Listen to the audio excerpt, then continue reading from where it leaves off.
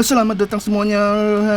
Halo Sobat Nobar, selamat datang di Nobar. Kembali lagi bersama saya Tobi yang kali ini akan membawakan film berjudul Romeo Must Die yang dirilis pada tahun 2000. Film ini menceritakan tentang seorang napi yang nekat kabur dari penjara demi membalaskan kematian adiknya. Film ini dibintangi oleh aktor legendaris siapa lagi kalau bukan Jet Li. Tanpa perlu diragukan lagi, dia selalu menunjukkan skill baku hantam di atas rata-rata dan yang pasti selalu beradrenalin. Daripada banyak cincong dan saya juga buru-buru karena Pak RT gusur tempat saya, so tanpa berlama-lama lagi, siapkan mata, telinga, dan anu-anuan kalian semua. Mari kita nobar dan inilah Romeo Must Die.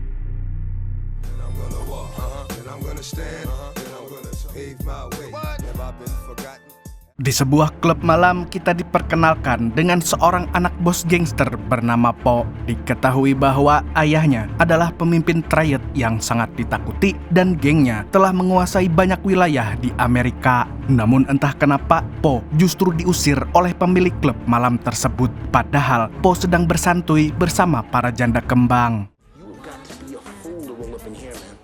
Saat dia sedang cekcok dengan pemilik klub, ada sekelompok orang Cina yang ikut campur. Dan ternyata mereka adalah anggota triad yang dibawa oleh tangan kanan ayah Po yang bernama Kai. Dia dikenal sebagai seorang ahli bela diri yang sangat diandalkan oleh gengnya. Dan siapapun yang berani melawannya, maka sudah dipastikan tulang-tulang mereka akan patah. Di sini Kai berusaha membujuk Po untuk pulang, tapi karena masih emosi, Po sempat menghajar pemilik klub sebelum pergi. Alhasil, para penjaga di sana pun langsung menyerang semua anggota triad itu. Beruntung, mereka memiliki Kai yang bisa mengalahkan musuh dengan mudah.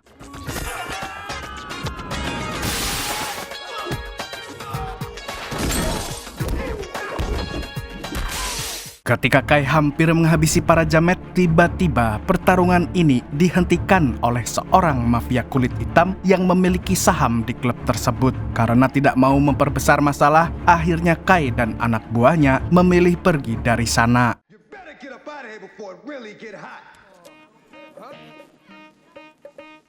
Kai kemudian menyuruh Po untuk segera pulang ke rumah dan berhenti untuk mengunjungi klub tersebut. Menurut Kai, dia lebih baik menjauh dulu dari geng kulit hitam karena mereka sedang ada masalah dengan ayahnya. Kalau Po memaksakan diri terus, bisa-bisa dia dibunuh oleh mereka. Akan tetapi, Po memilih pergi daripada mendengarkan nasihat Kai. Dan benar saja, keesokan harinya Po ditemukan tewas dalam keadaan tergantung di tiang listrik. Kabar itu pun menyebar dengan cepat hingga terdengar oleh ayahnya yang bernama Chu Bin Tukimin. Sebagai ayah, tentu saja dia sangat sedih saat mendengarnya.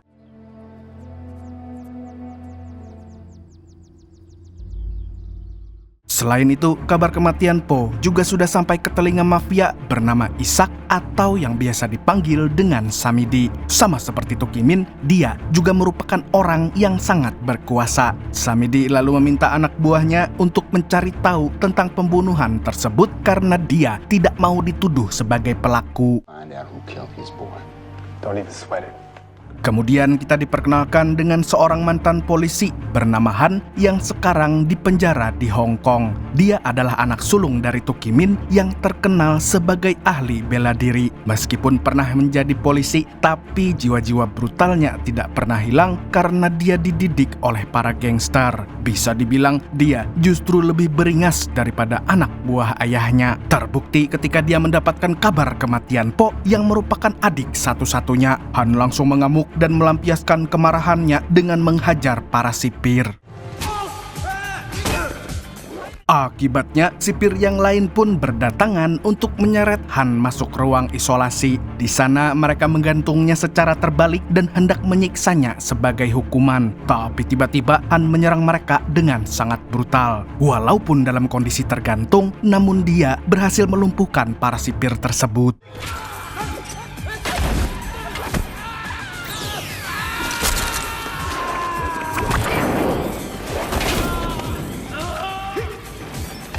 Han lalu melepaskan dirinya dan menukar pakaiannya dengan salah satu sipir. Dan tanpa berpikir panjang, dia langsung menuju gerbang depan, kemudian mengambil sepeda ontel milik Pak Udin. Alhasil, Han pun berhasil melewati gerbang depan dengan santuinya. Bahkan, ada salah satu sipir yang memberikan uang kepadanya untuk dipasang taruhan judi slot.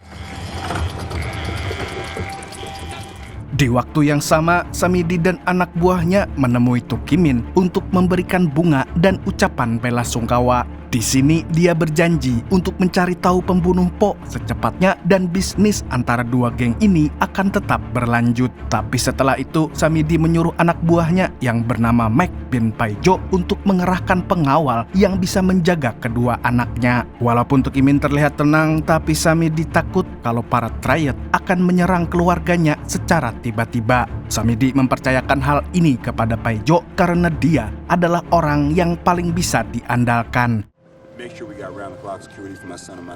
Di lain pihak, anak bungsu Samidi yang bernama Tris terlihat sedang joget pargoy bersama teman-temannya. Lalu saat dia akan pulang, ada seorang jamet yang tiba-tiba mendekatinya. Dan ternyata jamet itu diutus oleh Paijo untuk menjaga putri bosnya dengan baik. Sebenarnya Tris sedikit terganggu dengan jamet yang jarang mandi ini karena dia merasa tidak perlu dijaga oleh siapapun.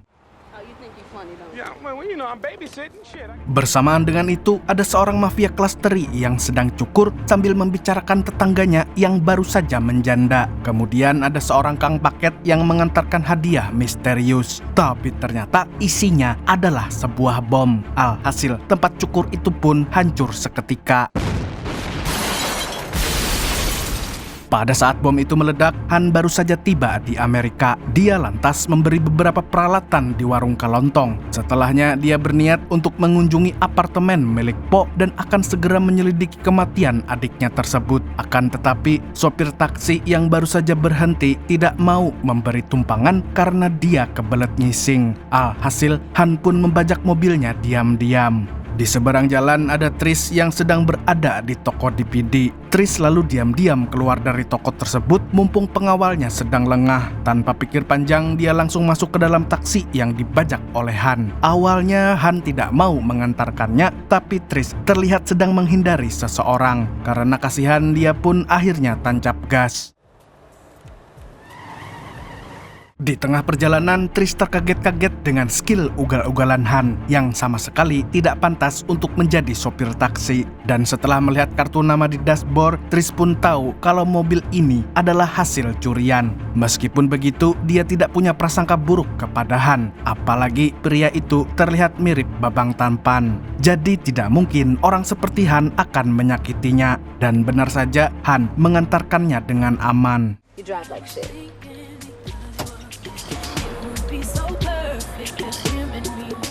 Sementara itu, Samidi tampak sedang bermain golf dengan seorang pengusaha bernama Rod. Di sini, mereka sedang membicarakan bisnis mereka yang juga melibatkan geng Tukimin. Intinya, Rod akan membangun bisnis yang besar, sedangkan Samidi dan Tukimin harus menyediakan tanah yang cukup termasuk yang berada di pusat kota. Jadi tidak heran kalau ada toko yang tiba-tiba digusur atau dibom seperti tadi. Semua itu adalah ulah dari anak buah Samidi. Dan untuk sekarang, Rod ingin mempercepat pembangunannya sehingga Samidi harus segera membebaskan lahan yang dibutuhkan. Shop owners. Without the deeds, there's no land deal. Make myself clear? If I say I'll deliver. Di sisi lain, putra sulung Samidi yang bernama Colin sedang meminjam telepon di toko milik Tris. Di sini dia ingin memberitahu ayahnya bahwa dia pernah janjian dengan Po untuk bertemu di klub malam. Diketahui bahwa Colin dan Po memiliki hubungan pertemanan. Namun pada malam itu, Colin datang terlambat sehingga dia tidak tahu siapa yang membunuh Po. Selesai menelpon, dia dimarahi oleh Tris karena menggunakan teleponnya sembarangan. Colin pun meminta maaf dan langsung pergi dari sana. Kemudian Colin menemui ayahnya untuk melanjutkan penjelasannya tadi. Intinya, dia bukan pelaku pembunuhan Po. Setelah mendengar penjelasannya, Samidi pun percaya kepadanya. Hanya saja, Colin harus mulai berhati-hati dalam tindakannya karena Samidi dan gengnya sedang melakukan bisnis yang besar. Jika berhasil, maka Colin akan mendapatkan jatahnya sendiri. You gotta use your head. And you gotta listen. Ketika Colin pulang, dia berpapasan dengan Paijo yang hendak melaporkan sesuatu kepada Samedi. Ternyata yang dia laporkan adalah pengeboman tempat cukur. Anehnya, Samedi justru tidak tahu mengenai hal ini. Terlebih lagi, salah satu orang yang menjadi korban adalah teman baiknya. Paijo pun akan segera mengurus tempat tersebut.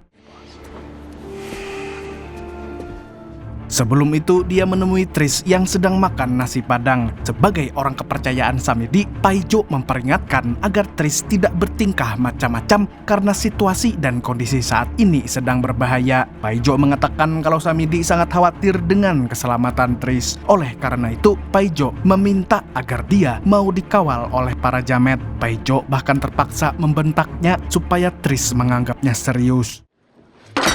Understand. The ladies, baby. I want any money. Bersamaan dengan itu, Han sudah berada di apartemen Po untuk mengenang kembali adik kesayangannya tersebut. Sambil menghisap rokok Samsu, Han mengingat masa kecilnya yang bahagia. Dia tidak pernah mengira kalau hidupnya akan berubah menjadi seperti ini. Han kemudian menghubungi nomor terakhir yang ditelepon oleh adiknya. Dan ternyata nomor itu tersambung langsung ke toko milik Tris. Good afternoon, Serpentine Fire.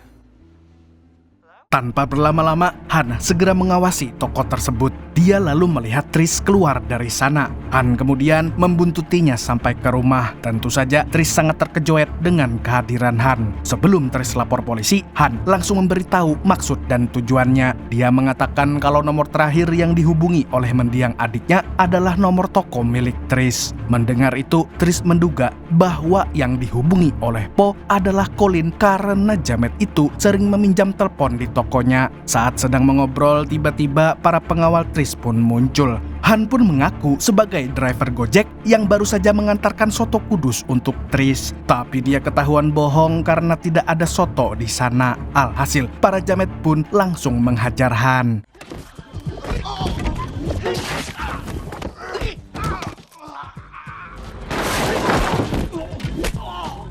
Dengan skill kungfu tingkat dewa seperti Wong Fei Hung, Han mampu mengalahkan dan mempermalukan semua pengawal Tris. Dan hebatnya, dia hanya menggunakan tenaga yang sangat sedikit karena dalam kungfu yang penting adalah teknik.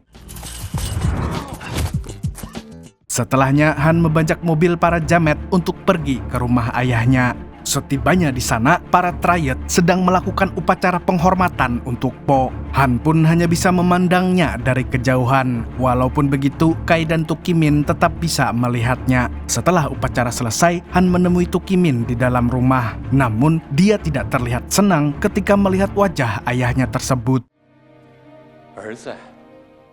Usut punya usut, Han telah mengorbankan dirinya demi ayah dan adiknya. Kala itu, Tukimin dan Po hampir ditangkap polisi karena sebuah kejahatan. Tapi Han ingin melindungi adiknya sehingga dia memilih untuk menumbalkan dirinya sendiri. Sebelum dipenjara, dia menitipkan pesan agar ayahnya menjaga Po dengan baik. Namun nyatanya, Po kini sudah meninggal yang membuat Han membenci Tukimin. Han, I don't want to lose another son. Setelah berbicara dengan ayahnya, Han menemui Kai di suatu tempat untuk membicarakan kematian adiknya. Akan tetapi, Kai tidak punya banyak informasi karena dia masih menyelidikinya. Di sini terungkap kalau Han dan Kai sudah berteman sejak kecil. Mereka juga belajar baku hantam bersama sejak saat itu. Setiap kali bertemu, mereka akan selalu mengetes kemampuan masing-masing seperti yang mereka lakukan saat ini.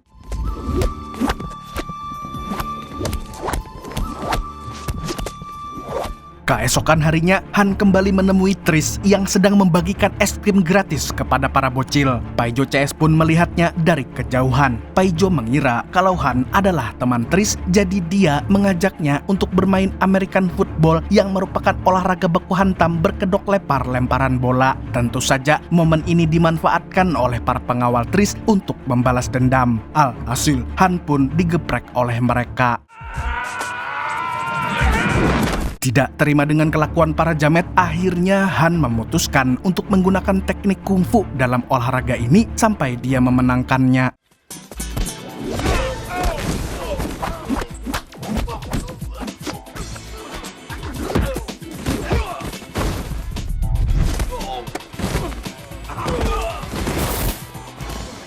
Tris dan para bocil pun sangat kagum dengan gerakan-gerakan kungfunya. Han lalu memberikan alamat apartemen Po kepada Tris dan dia memintanya untuk datang kalau sudah mendapatkan informasi terbaru dari Colin.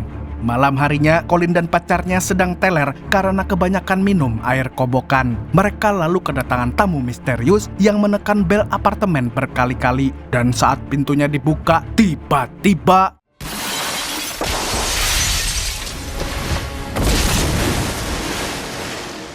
besok paginya, polisi menemukan mayat Colin di tengah laut dengan keadaan yang mengenaskan. Melihat itu, Tris langsung histeris. Walaupun kakaknya seorang jamet, tapi dia sangat menyayanginya. Di sini, Tris pun menyalahkan Samidi karena ayahnya itu selalu melibatkan Colin dalam kejahatannya. Paijo lalu menghampiri Samidi dan mengatakan kalau semuanya akan baik-baik saja. Dia juga berjanji akan menghabisi semua orang yang terlibat dalam pembunuhan Colin. Di waktu yang sama, Han dikejutkan dengan apartemen Po yang sudah berantakan. Di sana, dia menemukan kunci mobil milik adiknya. Setelah dicek, dia menemukan sebuah kertas di mobil itu. Kertasnya bertuliskan daftar alamat yang sangat mencurigakan. Saat Han kembali ke apartemen, tiba-tiba Tris sudah berada di dalam sambil menangis sesegukan. Dia meminta tolong kepada Han untuk mencari pembunuh Colin. Dia menduga kalau kematiannya berhubungan dengan Po. Colin's dead. And no matter, I need your help. Tanpa membuang waktu lagi, mereka berdua pun langsung mendatangi alamat yang ada di kertas tadi. Dan menurut Tris, semua alamat yang ada di sana adalah bangunan-bangunan tepi laut yang akan digusur oleh geng ayahnya dan juga para triad. Nantinya, lahan tersebut akan dijadikan apartemen mewah dan tempat bisnis ilegal. Sesampainya di alamat pertama, mereka terkejoet karena semua orang yang ada di sana sudah tewas. Dan ternyata, mereka semua adalah orang Cina seperti Han. Ketika sedang mengecek keadaan, tiba-tiba ada sekelompok jamet bermotor yang menyerang mereka. Han dan Tris pun bergegas kabur dengan mobil dan aksi ugal-ugalan pun terjadi.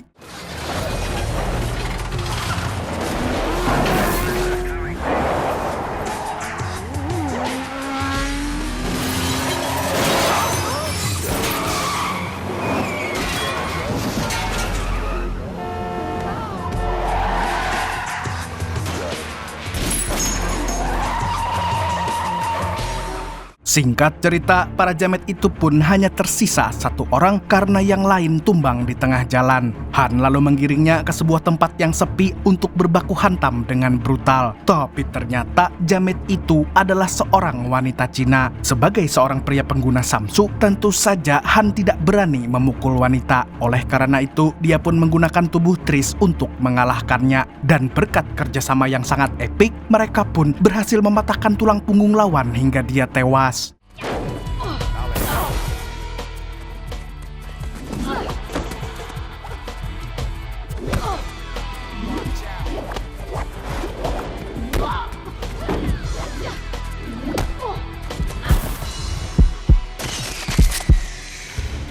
Setelah itu, Han langsung menemui ayahnya karena dia yakin kalau para jamet tadi adalah anak buahnya. Dia pun tidak habis pikir kenapa Tukimin tega membantai keluarga Cina dengan begitu kejamnya. Han juga menduga kalau Kai terlibat dalam pembantaian tadi. Namun Tukimin mengatakan kalau Kai tidak mungkin melakukannya karena dia adalah orang yang paling setia kepada geng. Tukimin justru menyuruh Han untuk berhati-hati karena bisa jadi pembantaian itu dilakukan oleh Samidi CS. Dia juga menuduh kalau Tris terlibat dalam kejahatan ayahnya. Di lain pihak, Paijo terlihat sedang cekcok dengan seorang nelayan yang tidak mau menjual tanahnya. Paijo pun akhirnya menodongkan pistol dan memaksanya untuk menandatangani kontrak pembelian.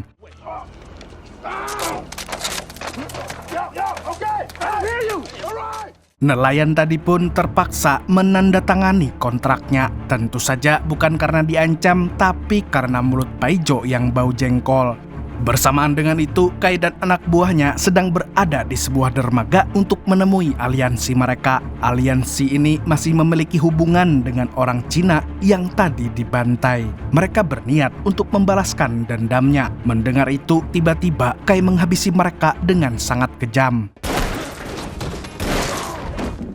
Kemudian Kai menyuruh anak buahnya untuk merampas uang dan bubuk magic yang ada di kapal mereka. Setelah itu, Kai menghilangkan jejak dengan meledakkan kapal tersebut. Rupanya Tukimin memang menugaskan Kai untuk membantai para aliansi agar wilayah mereka bisa dikuasai sepenuhnya. Padahal mereka sama-sama berasal dari Hong Kong dan Cina daratan. Setelah membunuh mereka yang ada di kapal, kali ini Tukimin menyuruh anak buahnya untuk membunuh pemilik restoran Cina dengan menyekap mereka di tempat pendingin daging.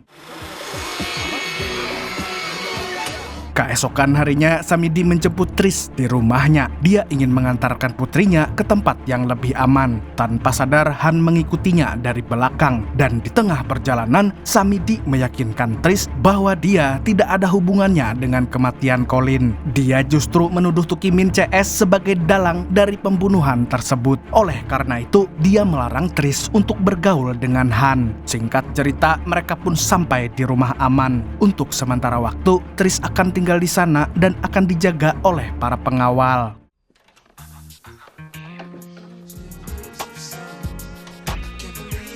Tak lama kemudian, Rod menghubungi Samidi untuk menandatangani kontrak perjanjian. Mereka berdua pun janjian di sebuah klub malam. Ketika Samidi akan pergi, Han diam-diam menyelinap ke kamar Tris untuk membawanya pergi dari sana. Sontak, para pengawal pun ketar-ketir saat Tris menghilang dari kamarnya. Ternyata Han mengajak Tris ke klub malam yang pernah didatangi oleh Po sesuai dengan alamat yang ada di kertas tempo hari. Sebelum menyelidiki lebih lanjut, mereka memutuskan untuk goyang pargoy terlebih dahulu.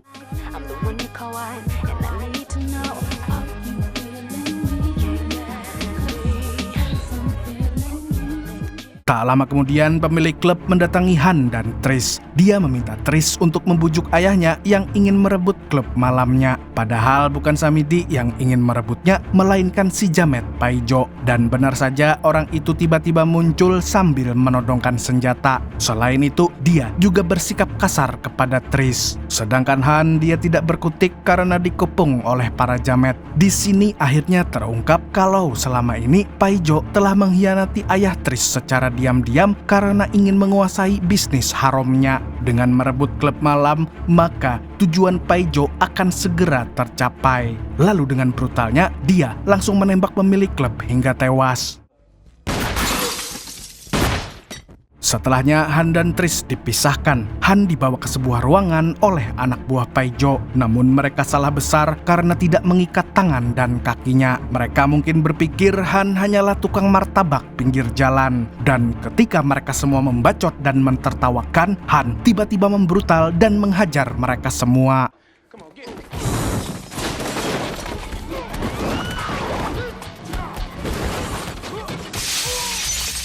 Dengan skill kungfu tingkat dewa, Han menjadikan barang-barang random sebagai senjatanya. Kali ini, dia menggunakan selang air dan alat penggorengan untuk menghabisi mereka semua.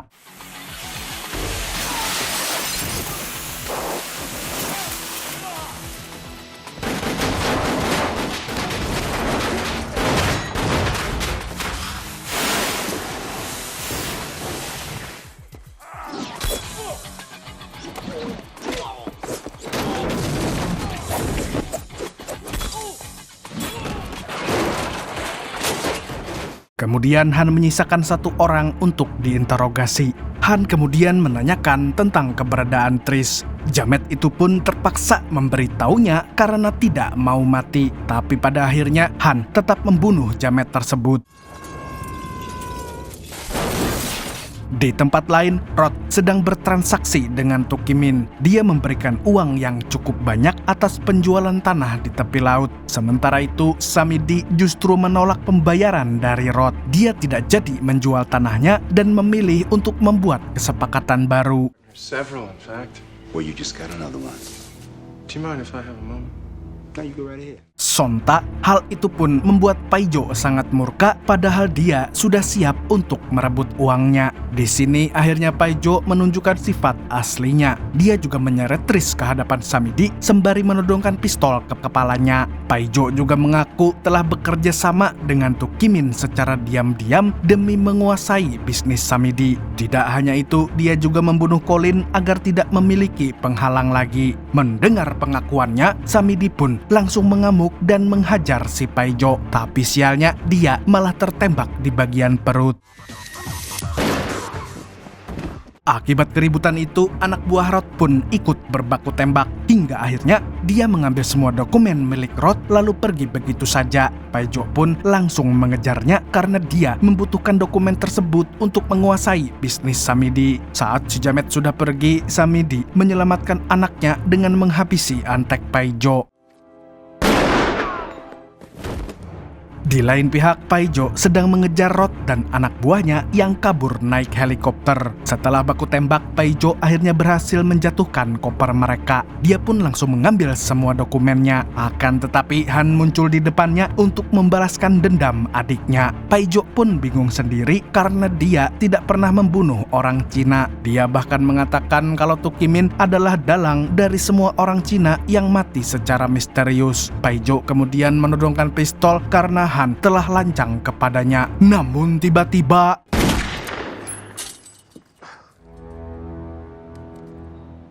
Tris lalu kembali ke ayahnya sambil menunggu ambulans. Sementara itu, Han pergi ke markas Triad untuk menghabisi ayahnya dan juga Kai. Sesampainya di sana, Kai sudah menunggu di depan markas. Dia sudah tahu kalau Han pasti akan segera balas dendam. Kai berkata bahwa Po tidak layak untuk menjadi penerus Tukimin. Jadi dia terpaksa membunuhnya. Han yang tidak terima pun langsung berduel dengan Kai.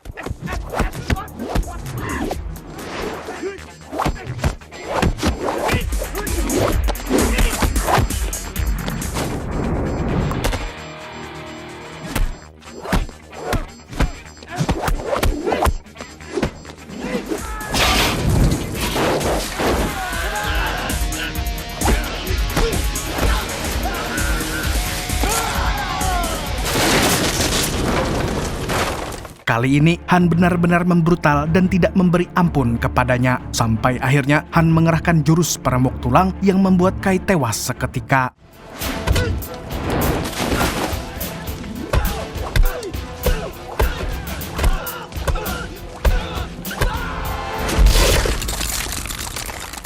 Han kemudian mendatangi ayahnya yang sudah menunggu di ruangannya. Di sini, Tukimin tiba-tiba menangis dan merasa bersalah atas kematian Po. Dia lalu mengeluarkan pistol dan meminta Han untuk membunuhnya. Namun, Han tidak mau balas dendam kepada ayahnya sendiri. Dia ingin membiarkan Tukimin kena karma suatu hari nanti. Setelah Han pergi, Tukimin pun mengambil pistol tersebut dan memutuskan untuk membayar dosa-dosanya.